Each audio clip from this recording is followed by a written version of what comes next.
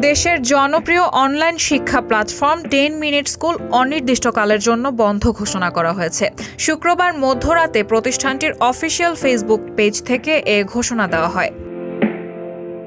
সেখানে বলা হয় 10 মিনিট স্কুলের সব লাইভ ক্লাস, রিভিশন ক্লাস এবং ইংলিশ সেন্টারের অফলাইন ক্লাস শনিবার থেকে অনির্দিষ্টকালের জন্য বন্ধ থাকবে।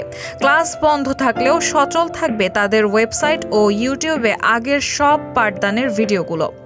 10 মিনিট স্কুলের প্রতিষ্ঠাতা ও প্রধান নির্বাহী কর্মকর্তা আয়মান সাদিকও তার ফেসবুক স্টোরিতে এ তথ্য শেয়ার করেন। প্রসঙ্গত, এর আগে গত 16 জুলাই 10 মিনিট স্কুলের 5 কোটি টাকার বিনিয়োগ প্রস্তাব বাতিল করেছে স্টার্টআপ বাংলাদেশ। পরে ডাক, টেলিযোগাযোগ ও তথ্য প্রযুক্তি প্রতিমন্ত্রী জুনায়েদ আহমেদ পলক নিজের ভেরিফাইড ফেসবুক পেজে এই ঘোষণা দেন।